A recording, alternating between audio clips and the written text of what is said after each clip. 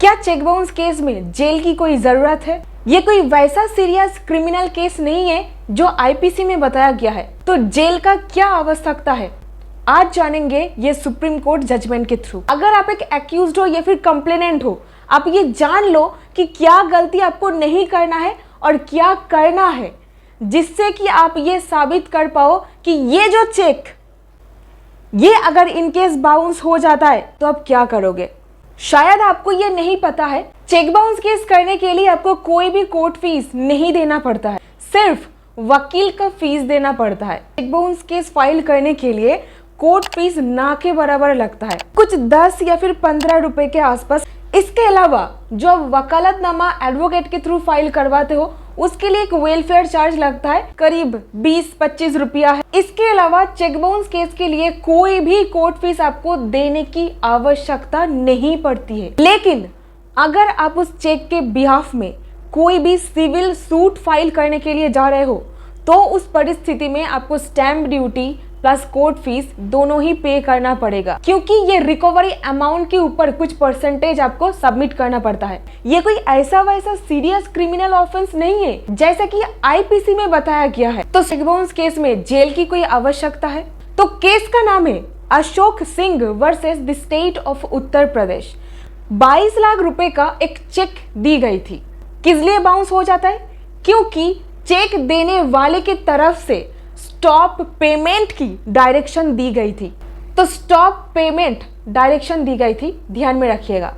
यहीं पर cheque bounce हो जाने के बाद आपको नोटिस भेजना पड़ता है, जो मैंडेटरी है। तो नोटिस भेजा गया, लेकिन कोई भी रिप्लाई नहीं आता है नोटिस का। पहला गलती। यहीं पर लाखों मिन्नतें करने के बाद चेक का पैसा वापस नहीं आता है, तो मैटर डिसऑनर ऑफ चेक का रूप ले लेता है। देखिए, dishonour of cheque and cheque bounce ये दो अलग अलग चीज है। ये सीरियस ऑफेंस है, यहाँ पर केस फाइल किया जाता है, लेकिन यहाँ पर केस फाइल नहीं होता है। ये क्यों आप जानते हो? क्योंकि आप मेरे पुराने वीडियो देखे हैं। फिर इसके बाद मैटर चला जाता है ट्रायल कोर्ट के पास। सेक्शन 138 नेगोशिएबल इंस्ट्रूमेंट एक्ट के ये सेक्शन के साथ एक और सेक्शन आपको पढ़ना पड़ता है, और वो है section 139 of the NI act. ये धारा में कहा गया है, कानूनी रूप में किसी का पैसा लौटाने के लिए बाध्य हो, आपके ऊपर ये जिम्मेदारी बनता है। ये जिम्मेदारी के बारे में इसमें बताया गया है, और इसको ही आपको खारिज करना पड़ता है अगर आप एक अभियुक्त हो। और यहीं पर कंप्लेनेंट पार्टी का काम है ये खारिज डिफेंस ना कर पाए ये देखना। और सिंपल भाषा में बोलूं तो डिफेंडेंट पार्टी ये खारिज करेगा कि नहीं, मुझे कोई पैसा देना ही नहीं था एविडेंस ला करके। दूसरी तरफ कंप्लेनेंट पार्टी ये प्रमाण करेगा कि मुझे पैसा मिलना था ये इंसान से। ट्रायल कोर्ट में जब मैटर पहुंचा, अभियुक्त के द्वारा एकदम ठीक तरीके से डिफेंस को प्रस्तुति नहीं किया गया। ट्रायल कोर्ट से जजमेंट आता है 1 साल का जेल और इसी के साथ ही साथ फाइन। फिर मैटर जाता है अपीलेट कोर्ट के पास, वहां पर भी यही जजमेंट को समर्थन किया जाता है। फिर मैटर जाता है हाई कोर्ट के पास। हाई कोर्ट अपने फाइनल ऑर्डर पर जेल की सजा और फाइन दोनों को ही खारिज कर देते हैं। बोले कि नहीं, ये तो गिल्टी नहीं है, क्योंकि ये चेक तो खो गया था। क्योंकि अभियुक्त के द्वारा कहा गया था कि ये चेक हमारे से खो गया है, अगर ये चेक आपके पास पहुंच जाता है तो इसीलिए हम आपको पहले से स्टॉप पेमेंट का डायरेक्शन देके रखते हैं। और यहीं पर दोस्त जरा गौर से सुनिए, मैटर पहुंच जाता है ऑनरेबल सुप्रीम कोर्ट के पास। सुप्रीम कोर्ट में मैटर अलग रूप ले लेता है। वहां पर 22 लाख जो अमाउंट बाउंस हुई थी चेक का, इसके भुगतान के लिए कंपेंसेशन में 32 लाख रुपए का फाइन लगा दिया गया।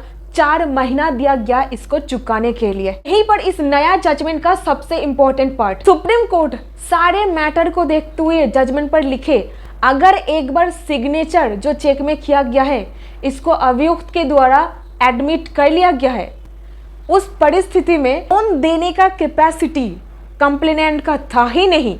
यानी कि कंप्लेनेंट के पास इतना पैसा थोड़ी ना था कि वो लोन दे सकता है मेरे को 22 लाख रुपए का।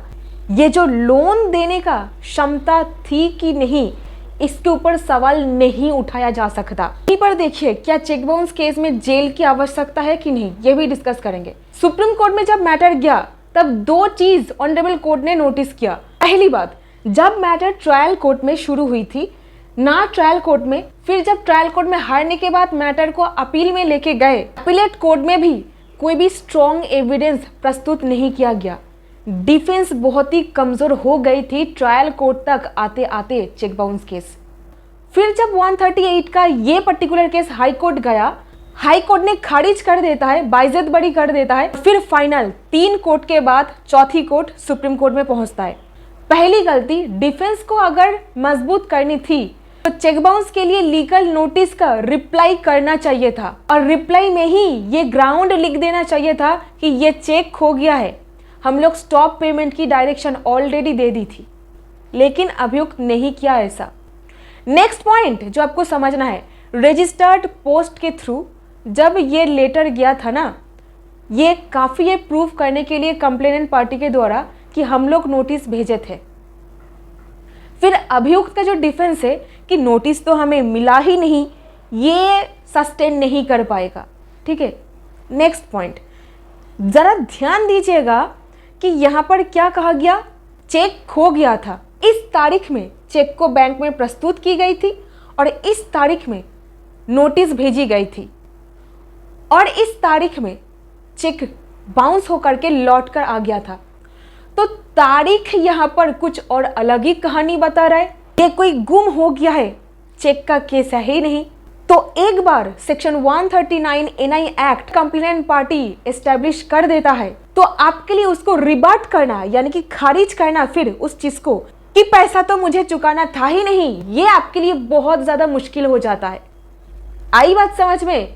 अभी देखिए, सुप्रीम कोर्ट ने ऑर्डर दिया कि इम्प्रिजनमेंट का जो सजा है उसको हम लोग हटा देते, हम लोग 36 लाख फाइन के रूप में लगा देते, पे करना पड़ेगा उनको।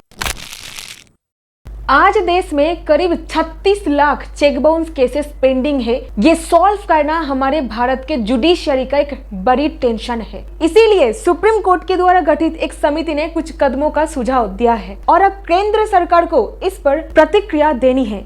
एक राष्ट्रीय पोर्टल बनाया जा सकता है जहां लोग ऐसे मामले को ट्रैक कर सकेंगे और अगर किसी व्यक्ति को ये पता चला है कि उसने जो चेक जारी किया था वो बाउंस हो गया है तो वो इंसान इस पोर्टल पर जाकर देख सकता है कि कोई पेंडिंग समन है या नहीं। चेक बाउंस केस में जेल की आवश्यकता है।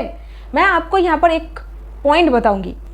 एक जजमेंट आया था बहुत साल पहले ऑनरेबल सुप्रीम कोर्ट के सामने जिसका नाम है त्रयंबक एस हेगड़े वर्सेस श्रीपद और एक केस कौशल्या देवी मसांद वर्सेस रूप किशोर खोरे। यहाँ पर कोर्ट ने क्लियर किया कि चेक बाउंस केस में जेल देना ये एक डिस्क्रिशनरी पावर है, यानी कि कोर्ट चाहे तो जेल दे भी सकते हैं, ना चाहे ना भी दे सकते, लेकिन फाइन वहां पर लगा देंगे। चेक बाउंस केस में पनिशमेंट देने का ये जो गंभीरता है ये केस टू केस वेरी कर जाता है। ये पर्टिकुलर केस में कोर्ट ने कहा हम लोग जेल को मॉडिफाई करके फाइन में तब्दील कर देते हैं क्योंकि नेगोशिएबल इंस्ट्रूमेंट एक्ट सेक्शन 138 का ऑफेंस ये कोई ऐसा वैसा सीरियस क्रिमिनल ऑफेंस नहीं है जो कि आईपीसी में बताया गया है। आगे और कोर्ट ने कहा कॉम्पेंसेशन के ऊपर फोकस करना चाहिए पनिशमेंट देने से ज्यादा। इम्प्रिजनमेंट को हमेशा कंसीडर करना पड़ेगा। फैक्ट्स क्या कहता है, यहाँ पर अभियुक्त एक सफिशिएंट पोर्शन ऑलरेडी जेल काट चुका है,